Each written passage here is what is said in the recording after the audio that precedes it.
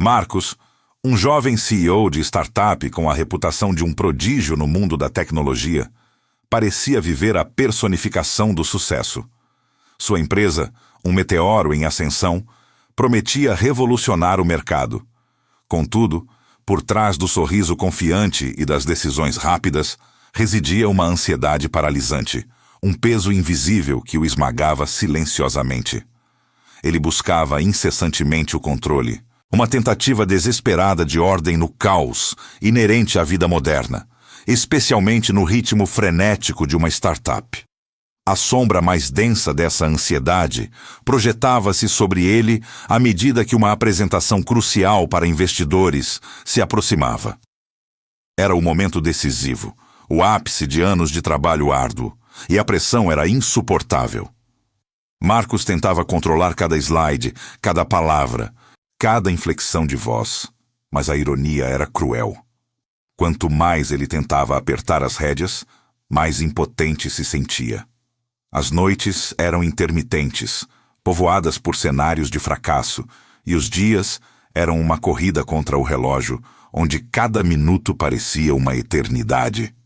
A respiração ficava curta, o coração acelerava sem motivo aparente, e as pontadas no peito anunciavam a chegada iminente do inimigo mais temido, um ataque de pânico. Em meio ao turbilhão, Marcos confrontava-se com a frustração avassaladora de não conseguir desligar sua mente. Ele sentia-se traído pelo próprio corpo e mente, que falhavam miseravelmente no momento em que mais precisava de clareza e controle. Como posso liderar uma empresa se não consigo liderar a mim mesmo? Questionava-se, a voz interna cheia de amargura. Era uma batalha solitária, travada nas profundezas de sua própria consciência. A raiz dessa batalha não era recente. Flashbacks breves, como rajadas de vento frio, traziam à tona memórias de uma infância marcada por perdas inesperadas. A morte precoce dos pais e a necessidade de assumir responsabilidades muito cedo haviam cravado nele um medo profundo do descontrole. A vida havia lhe ensinado, da maneira mais cruel, que o mundo era imprevisível, e a única defesa era tentar controlar tudo o que estivesse ao seu alcance. Uma defesa que agora se tornava sua prisão. Em um momento de desespero, buscando uma fuga da tela brilhante e dos números que dançavam em sua mente, Marcos vagava sem rumo pelas ruas da cidade. Seus pés o levaram a uma pequena livraria de sebo, um refúgio empoeirado e silencioso. Entre pilhas de volumes esquecidos, seus olhos cansados pousaram em um livro com uma capa desgastada e um título intrigante: Meditações de Marco Aurélio. Era um exemplar antigo, com cheiro de tempo e sabedoria. Algo o puxou, uma faísca de esperança em meio à escuridão. Ele o comprou. Naquela noite, longe dos gráficos e planilhas, Marcos abriu o livro. Ao ler as primeiras páginas, uma frase ressoou como um trovão em sua mente. Algumas coisas estão sob nosso controle, outras não. Era a dicotomia de controle, um conceito estoico que desmantelava a base de sua existência. A simplicidade e a profundidade da ideia o deixaram pensativo. Toda a sua vida, ele havia lutado para controlar o incontrolável. A frase era um espelho, refletindo a futilidade de sua busca obsessiva. Poderia haver outro caminho?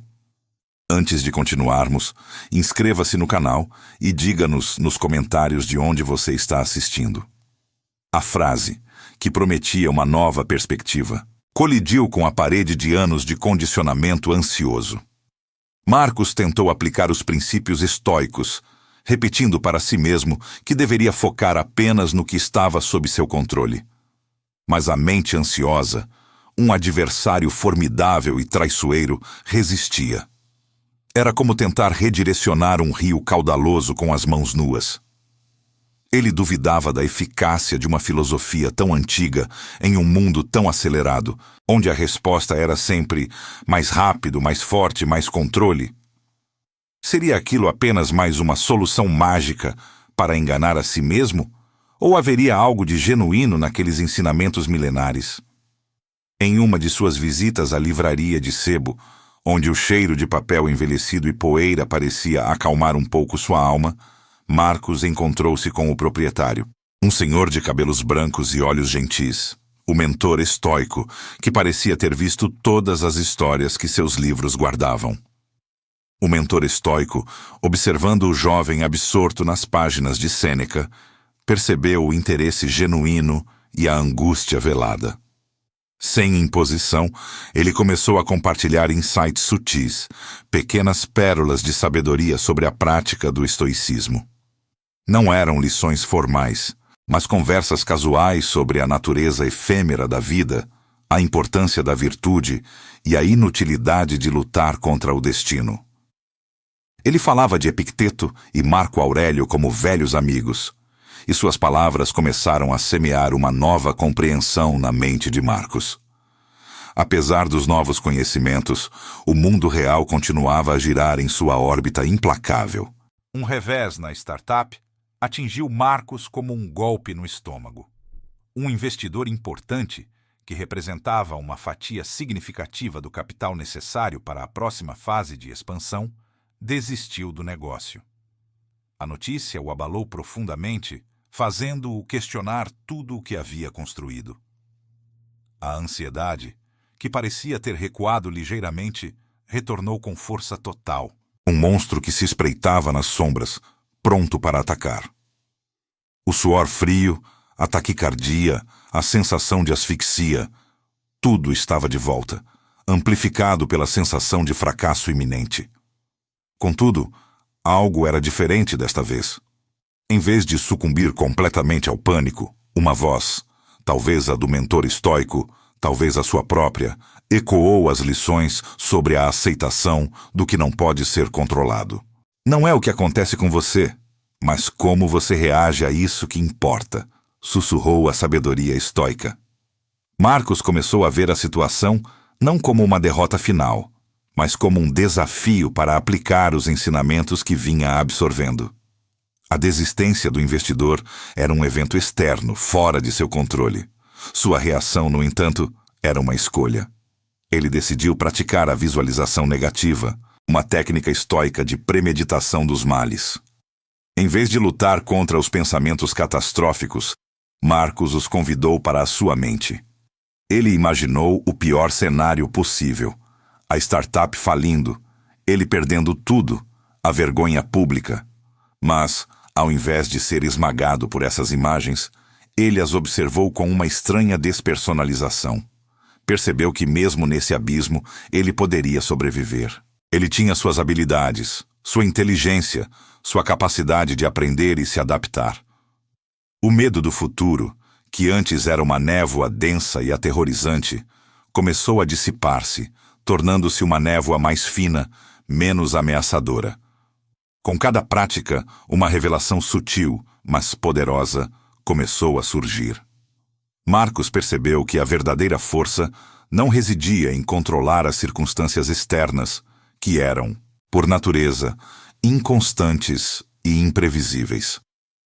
A verdadeira força estava em controlar suas reações a elas, suas percepções e suas escolhas.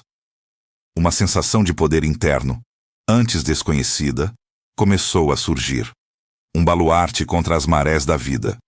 Ele não podia controlar o investidor, mas podia controlar sua resposta à situação. Podia escolher a resiliência em vez do desespero. A ansiedade não havia desaparecido por completo, mas sua mordida era menos afiada, sua voz menos convincente. Marcos estava pela primeira vez em muito tempo começando a sentir que era o capitão de seu próprio navio, mesmo em mares turbulentos. A batalha pela mente estava longe de terminar, mas ele havia encontrado suas armas. A apresentação crucial para os investidores finalmente chegou. Marcos, de pé diante de um auditório repleto, sentia um leve nervosismo, um zumbido familiar no fundo de sua mente. Contudo, era diferente. Não era a ansiedade paralisante de antes, mas uma energia controlada, um reconhecimento da importância do momento sem a tirania do medo. Ele respirou fundo, lembrando-se das palavras do mentor estoico. Não importa o que aconteça, mas como você escolhe reagir. Com essa calma recém-descoberta, ele abordou a situação com uma clareza e uma presença que surpreenderam a todos, inclusive a si mesmo.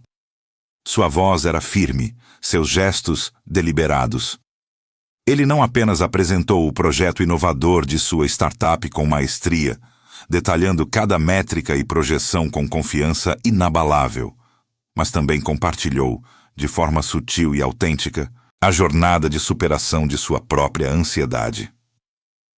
Não era uma confissão de fraqueza, mas um testemunho de resiliência.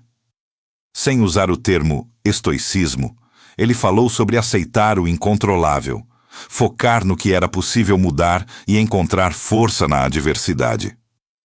Essa honestidade e vulnerabilidade calculada conectaram-no com a audiência em um nível mais profundo, humano e autêntico do que qualquer gráfico ou projeção poderia fazer. O resultado da apresentação foi além de suas expectativas mais otimistas. Não apenas o projeto foi recebido com entusiasmo esmagador, mas a autenticidade de Marcos atraiu novos parceiros e investidores que se identificaram não só com a visão da startup, mas com a resiliência e a liderança serena que ele demonstrava. O sucesso, ele percebeu, não veio da ausência de ansiedade, mas de sua capacidade de manejá-la, de usá-la como um sinal, não como um mestre. Ele havia transformado seu maior desafio em sua maior força. Marcos finalmente compreendeu que a ansiedade não desapareceria magicamente de sua vida. Ela era parte da condição humana, uma resposta natural do corpo a incertezas, mas sua relação com ela havia mudado radicalmente. Ele aprendeu a aceitar as incertezas da vida, a abraçar a impermanência e a focar no que realmente estava sob seu controle: suas virtudes, suas escolhas e sua percepção dos eventos. A paz não era a ausência de problemas, mas a capacidade de enfrentá-los com equanimidade. Ele havia encontrado seu porto seguro dentro de si mesmo. Marcos se tornou um exemplo vivo de como o estoicismo pode ser aplicado na vida moderna. Ele não era mais o CEO ansioso e sobrecarregado que buscava controle obsessivo sobre cada detalhe. Ele era um líder sereno e inspirador, que encontrava força na sabedoria antiga, navegando pelos desafios do mundo corporativo, com uma calma que parecia quase sobrenatural para aqueles que o conheceram antes. Seu legado não era apenas o sucesso de sua startup, mas a demonstração de que a verdadeira liderança começa com o autodomínio. Com um sorriso tranquilo, Marcos refletiu sobre sua jornada. Ele sabia que novos desafios viriam, novas tempestades se formariam no horizonte. Mas agora, ele possuía as ferramentas, a bússola interna, para enfrentá-los com equanimidade. A paz não era a ausência de tempestades, mas a calma no meio delas. Se esse vídeo fez você refletir, escreva aqui nos comentários. Quero muito ler sua opinião. E se esse conteúdo te ajudou, deixe seu like, compartilhe com alguém que precisa ouvir isso e se inscreva no canal para mais conteúdos sobre estoicismo e desenvolvimento pessoal. Nos vemos no próximo vídeo.